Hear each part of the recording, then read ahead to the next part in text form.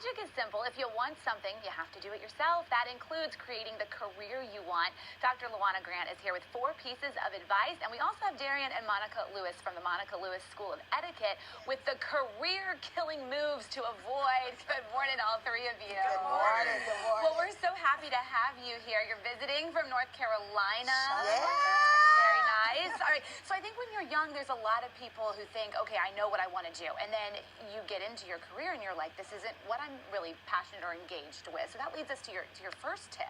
Find something you're passionate about. Absolutely. We have to pay attention to our passion. That thing that we love to do, it will often inform us of what we're called to do. And when you discover what you've called to do, you discover your purpose in life. And then your second tip is study success. So does that mean you're looking at the success of other people? Absolutely. Okay. Oftentimes we're intimidated or threatened by success, and that should never be our disposition. We should study successful people and successful strategies. All right, your third tip, Dr. Grant, is develop strategic partners. All right, what do you mean by that? Oh my goodness, so many times we miss the resources that are immediately at our fingertips. Yeah. Survey your immediate circle, your remote circles, and determine those individuals that have the resources to help you build the career that you want. Find a mentor, right? I mean, that's so Absolutely. important. Okay, and then finally, you got to execute the plan. It's all on you. You have to execute the plan. Remain committed, be resilient, and execute your plan of action. All right, so we are now focused, we're motivated, we got our passion, we just don't want to make any big mistakes etiquette-wise, and that's where these two come in, Darian and Monica Lewis. Being late, is that your number one there? Oh, yes. As we travel through different companies and we teach business etiquette and corporate etiquette, one of the biggest things is that being late. Being a few minutes late is fine because of traffic, but making a habit of being late, that's where you'll start to look at negative and getting performance issues and things like that. So make sure you're on time and not late for a meeting. Right. And when you're first starting out, I mean, I know my parents always told me, be early. People will notice if you are early. On time, you're late. Yes. So come between 10 to 15 minutes early. Prepare for that. There you go. All right, number 2.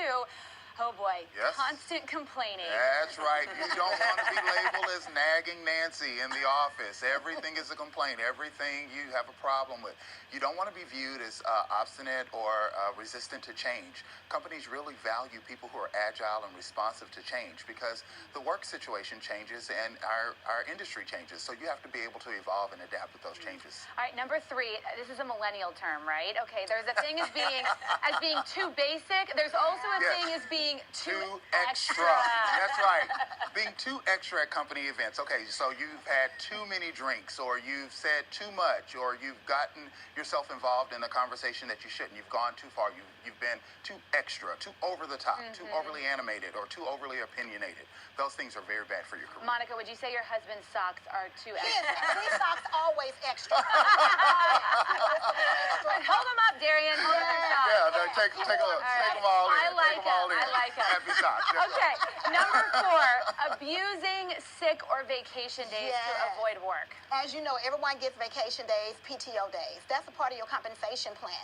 But what happens is when you take it the wrong season of the year, do not take your days during the most busiest time of the season because that's when you're not actually being the team member of the, it takes a team. And then everyone start looking at you negatively because you're taking off during RA season or whatever that season is. So make sure you be mindful of that. Sure. And finally, you say never volunteering to work on new projects or extra work. That can stand That's out. a big one. That's a big one, especially when you're working in a team environment and you never take on those extra assignments. You never help fill in the slack or whatever.